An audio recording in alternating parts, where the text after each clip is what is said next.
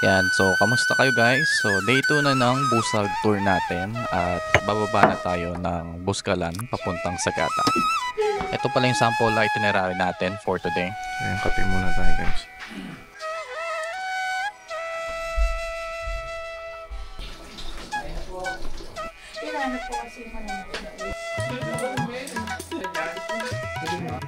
So toothbrush daw tayo with the view.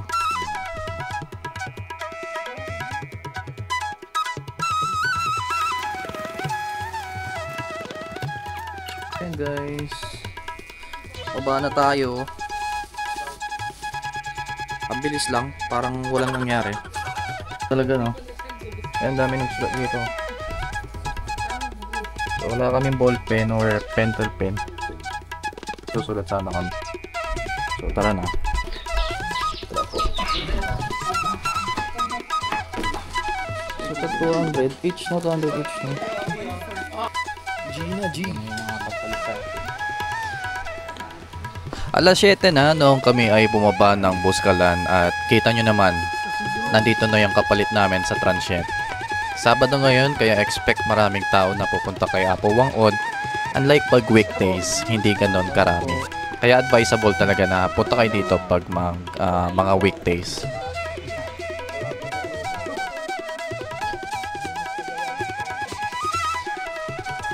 So guys, pababa na tayo ng Buskalan Village.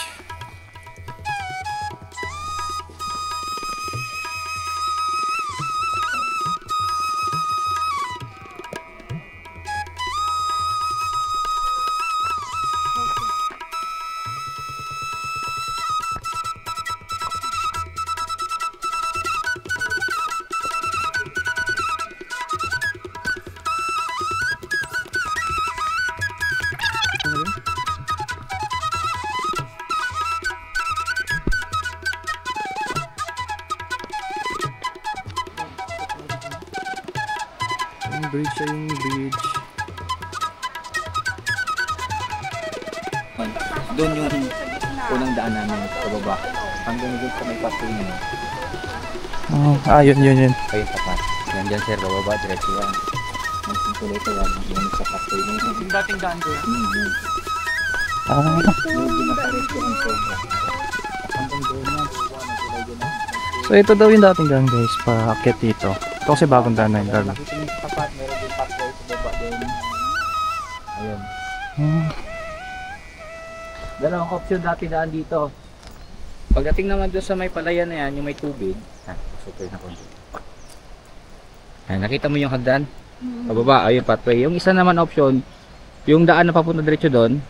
Kung ayaw nyo umakyat ng matarik na doon naman sa dulo, nakita mo yung concrete na parang semento? Pa yung kulay white po, no? Oo, kulay white. Hanggang doon, sa Gadya, sa pinakadulo na kalsada. Ang layo, ikot talaga. Kaya lahat ng banda tayo, doon pa banda. Doon, kasi doon na ang starting.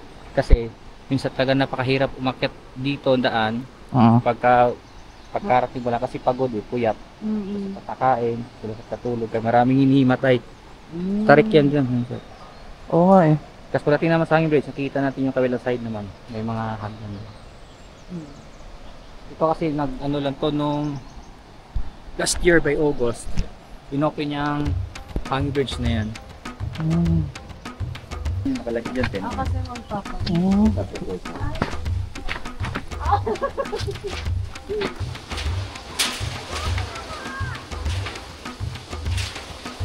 Sige.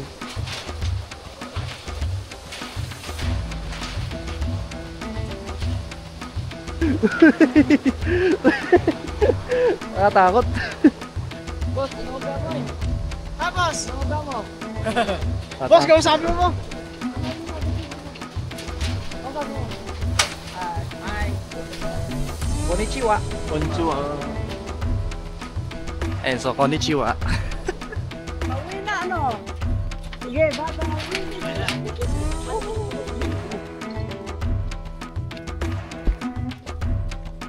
Ano na pating kano ka dyan ah? So ayan guys, ang daming maakyat pag weekends. So kami kasi weekdays, Thursday, Friday.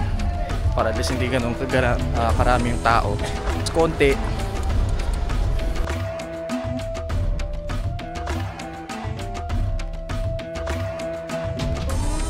Picture lang tayo kay signage ni Apo. Ayun.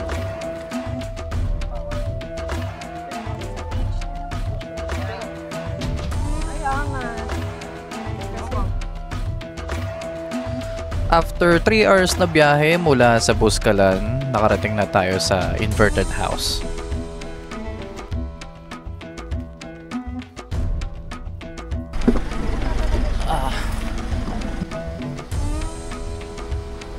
So stop over sa sa Inverted House.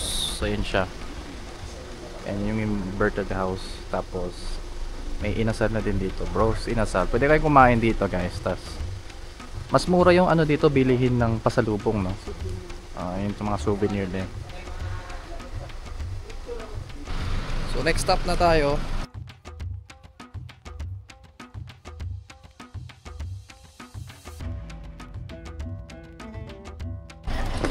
Tawagan ko lang. Sagada Pottery. So ito na yung Sagada Pottery. Taas eh.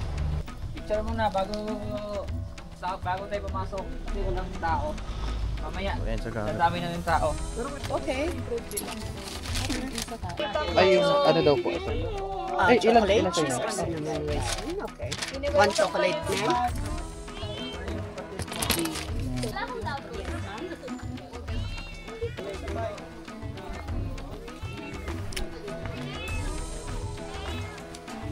Under curing yan. Apatan ko yan, lalarga na. Pwede dito. Plain na. Yes. Approve. Pack na pa. Magandang umaga po. I'm Campus Pottery. I'm Ardeth and one among the workers here. Ang workshop na ito ay nag-start in year 2000 by Archie Stapleton. Anak po siya ng American missionary lumaki dito noong 1960s.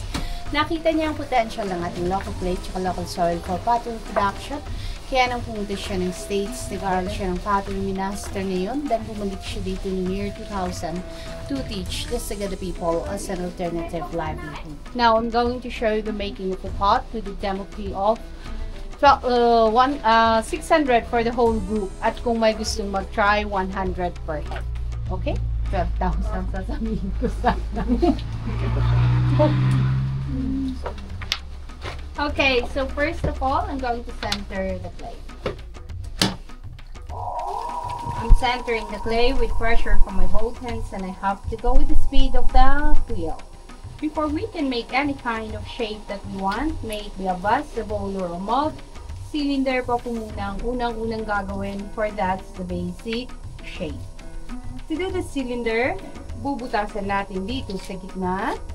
Palalawakin natin ang butas na yan by slowly pulling the clay towards the side.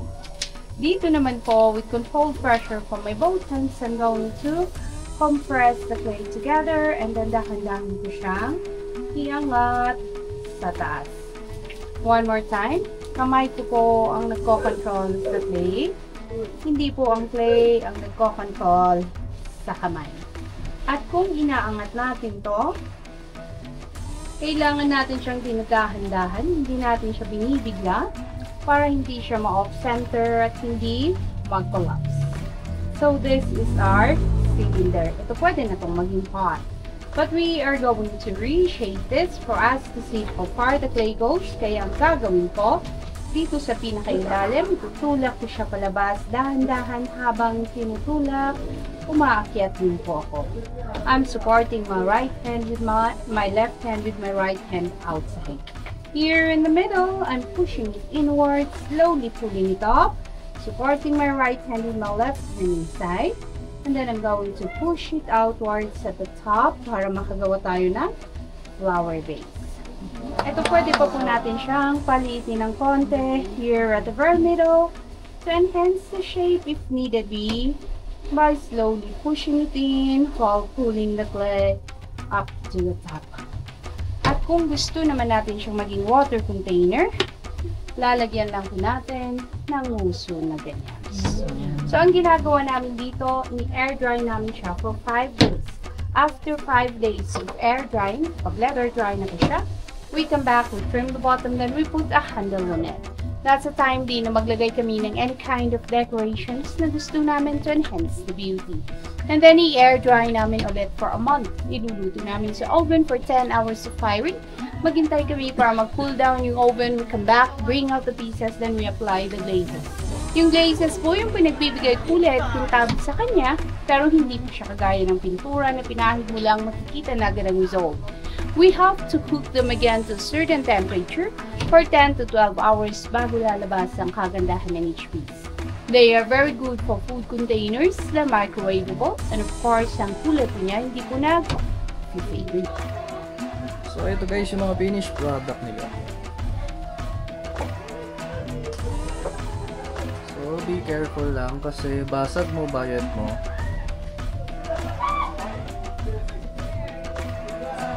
Ang ganda oh. So may mga ganitong designs din si Gaya. Angas oh.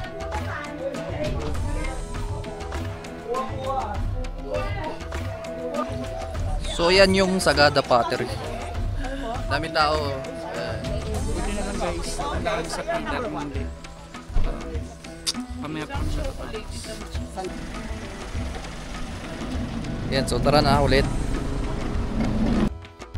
Pagkatapos sa Sagada Pottery, kumain muna kami saglit sa may Sagada Homestay Inn and Restaurant. Tapos rekta na tayo sa ating pag-i-stayan.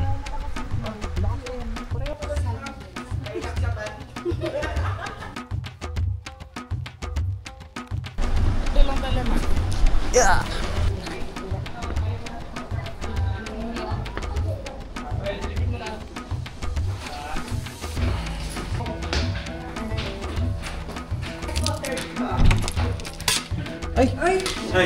Sorry ka, sorry po. Ay sorry po, mali, sorry po.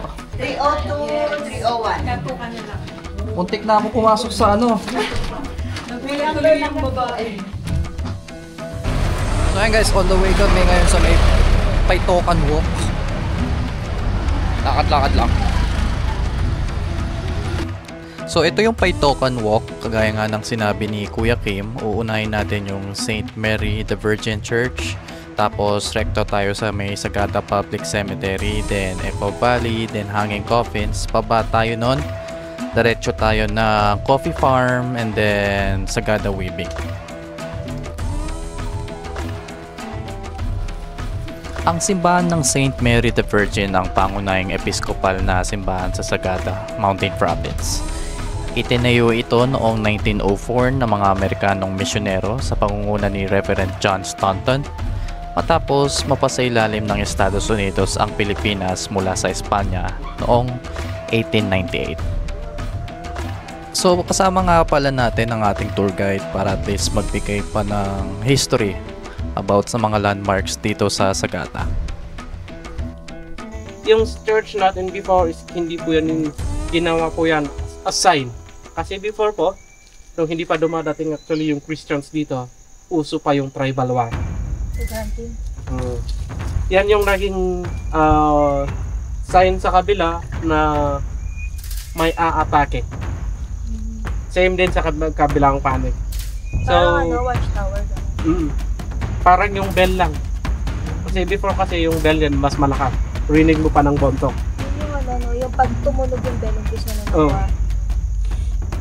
Parang siya na yung pero kabaliktaran dito before. Kapag may aatake, yung bell papatutunog yan. Magsasign sa kabila na maganda na kayo kasi yung kabilang panig aatake.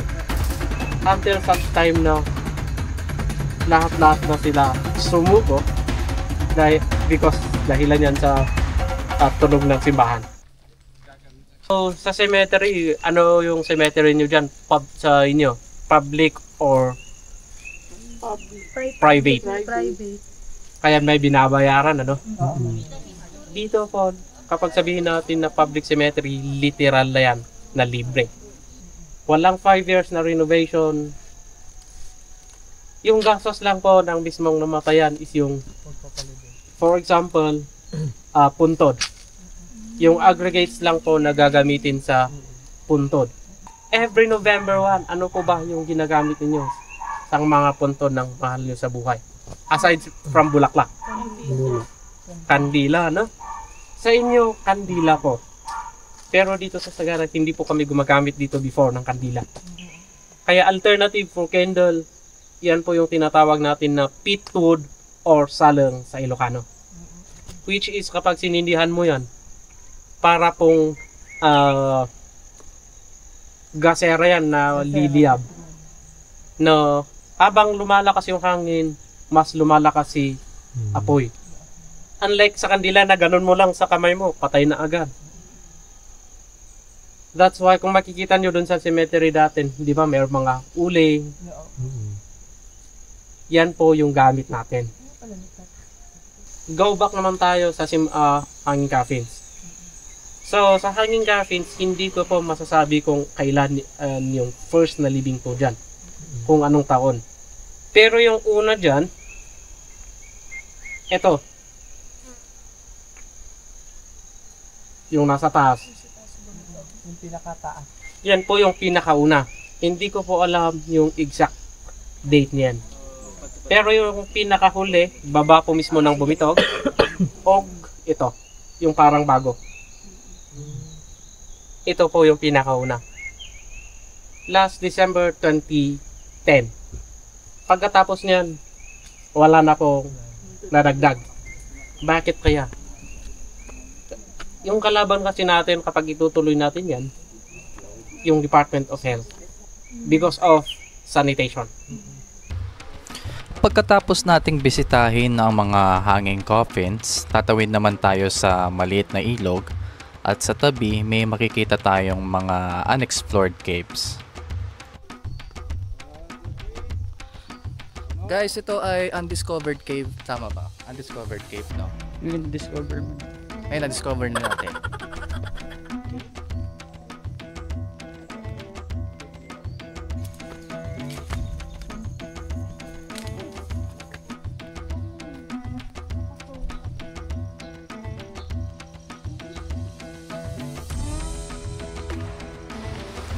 Habang tumatawid, mararamdaman mo ang lamig ng tubig sa ilalim ng iyong mga paa at ang tunog ng agos ay parang nagbibigay ng kalmado at payapang pakiramdam.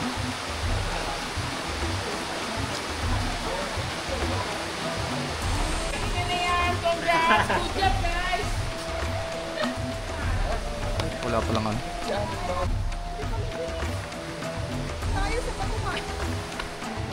Ayan.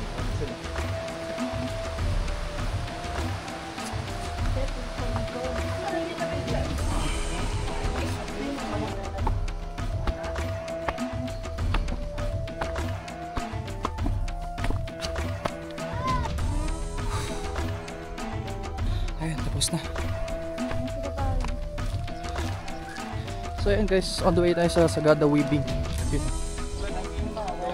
Dito sa Sagada Weaving, makikita natin ang galing at husay ng mga lokal sa paggawa ng tradisyon na tela.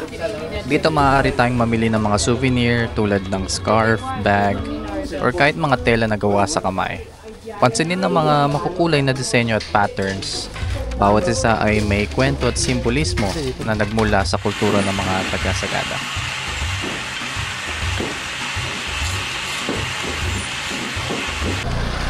Okay, tapos na tayo. Punta na tayo sa next destination.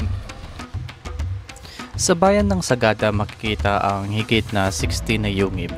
At isa na rito ang kilalang Sumaging Cave.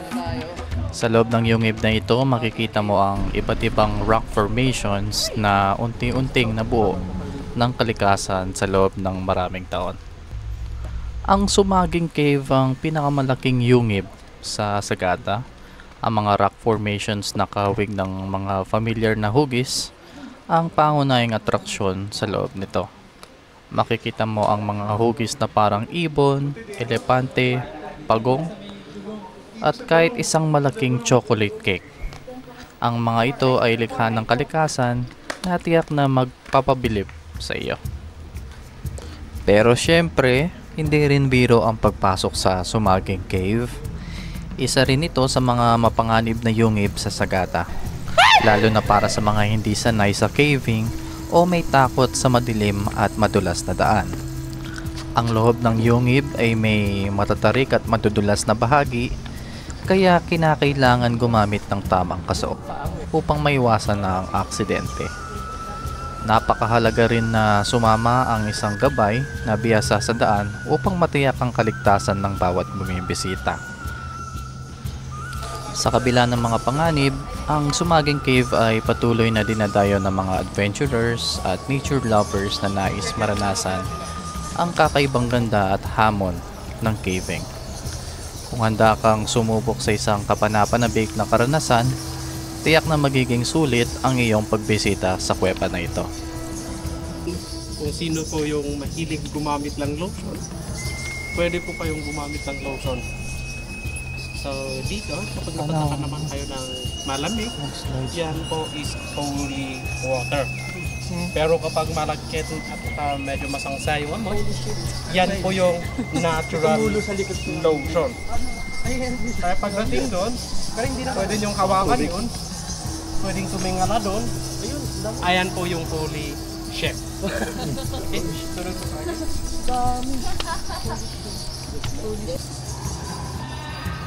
Go Leagues!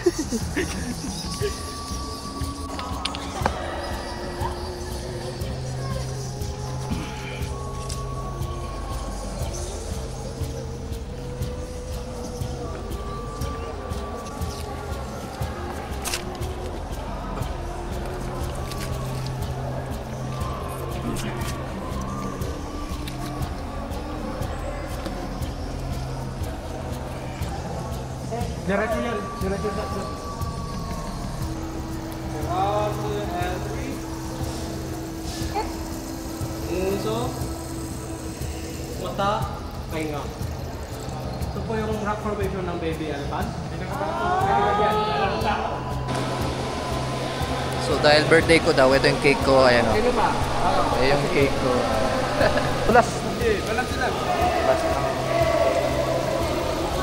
Hintay mo na. Wait lang. Wait lang daw. Wait lang po. Hintayin natin yung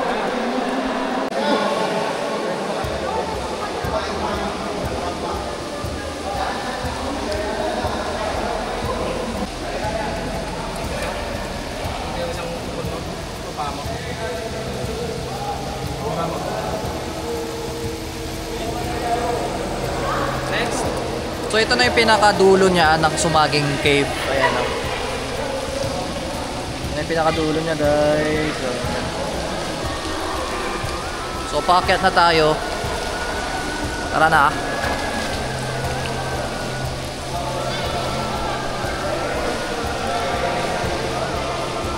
So wala na, hanggang dito na lang tayo. What's up?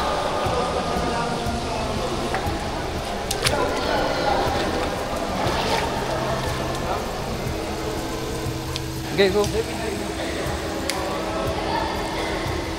Dahan-dahan. Kaya pa, kaya pa. Is yung pantalon na basa. Pero please lumabas tayo ng safe and sound. Yes. Then, biglang Tapos na. guess. Kasi kung sumabas, Uwi muna tayo ng hotel tapos magpa-refresh din. Hanap tayo ng makakainan mamaya. So ayan guys, nakaligo na kami, naka-freshen up. Punta muna tayo ng Pinikpikan.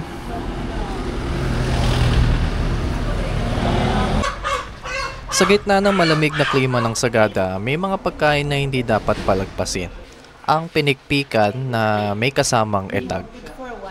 Ito ay tradisyonal na lutuin ng mga igorot, isang espesyal na manok na dahan-dahang inihanda kasama ang maalat ngunit masarap na etag o cured pork. At hindi lang yan, sinubukan ko rin ang sisig etag.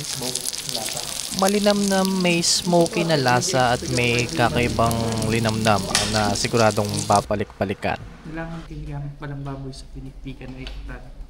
Ito siya, mamink-mink. Para siyang medium rare steak. Tignan natin. Kaya kung bibisita ka ng Sagada, huwag palampasin ng pinikpikan with etag at try nyo din yung sisig etag. Yan, so guys, third day na namin dito sa Sagada. So, ano oras na? Mag-aalas 4 na. Rekta kami sa Boro Hills, tas Blue Soil. So, tara na. Larga na.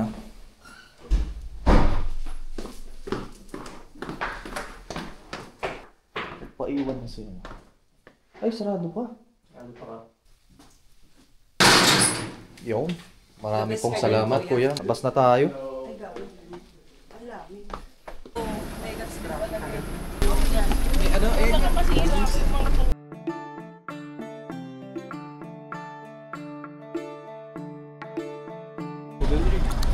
So yan, kararating lang natin.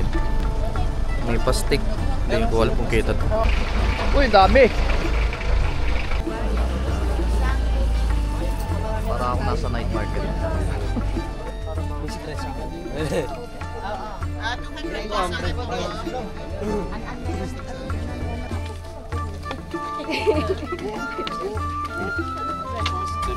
Good morning. Yung gawin na lang po natin kasi kung makikita nyo, ang dami ng turistang umakyat. So, if possible, single file lang po tayo o wala pong makikipaghiwalay sa atin. Kasi pagdating kasi sa taas, mahirap pong maghanap actually. Mahirap maghanap, lalo sa dami natin. Mahirap pong maghanap.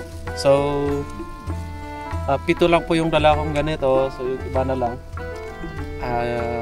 Magpagagitna na lang kayo.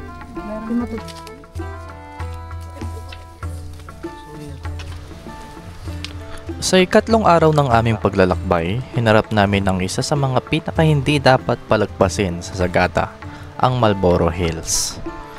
Madilim pa nang kami ay magsimulang maglakad, tanging mga headlamp ang nagsisilbing gabay sa maputik at hamog na daan.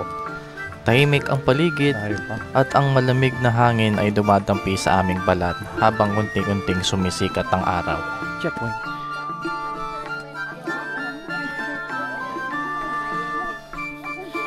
Medyo malayo pa.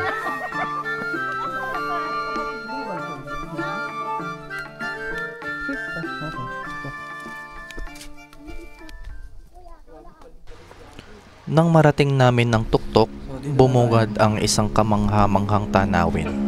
Isang dagat na ulap na bumabalot sa mga bundok, tila isang malambot na kumot mula sa langit. Ang pagsikat ng araw ay nagkulay ginto, rosas at bughaw sa kalangitan.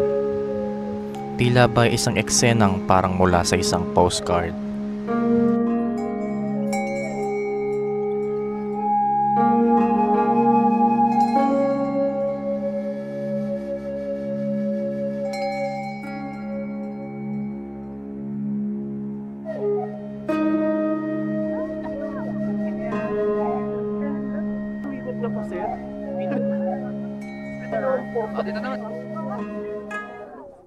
So tara na. Tara na daw, tara na. So ayan guys, next stop na tayo sa may Blue Soil. So lakad ulit. Mula sa Marlboro Hills, nagtungo kami sa isa pang natatanging lugar, ang Blue Soil. Habang naglalakad, unti-unting nagbago ang tanawin. Mula sa luntiang kagubatan, patungo sa isang kakaibang lupain na may bughaw na lupa.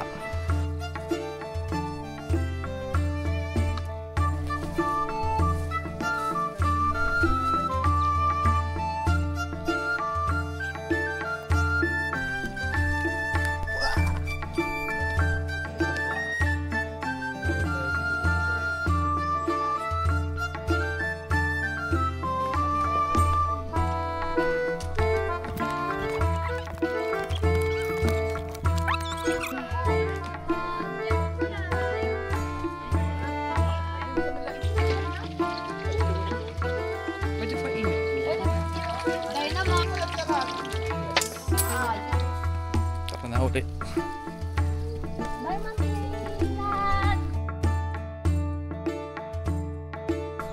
So nandito na tayo sa Blue Soil.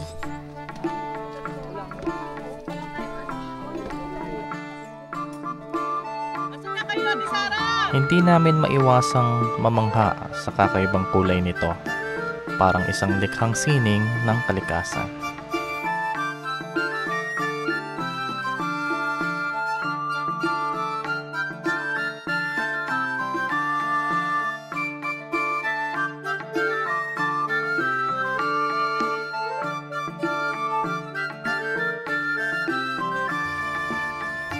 Dalawang magkaibang tanawin sa isang araw.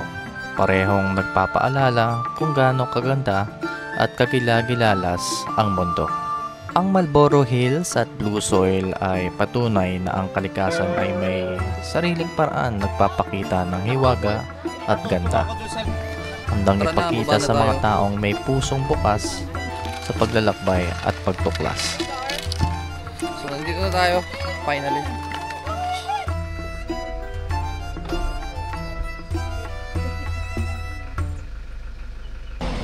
So, pauwi na yan kami pero kain lang muna kami saglit. Yun sa may salt and pepper. Kain muna tayo saglit tapos rekta tayo sa former highest highway system sa Pilipinas. Tapos mamili na din ng gulay bago umuwi.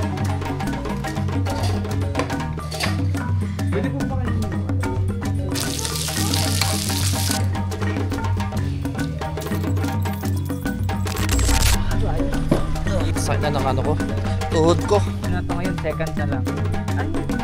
Sa part po ng Tinok, dun sa tapat na yun. May bago, yung high school.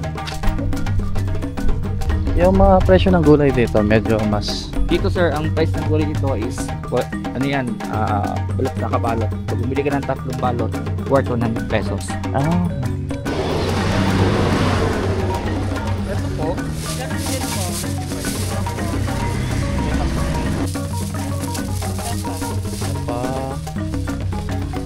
ano pa kaya? Yung purple potatoes, patatas.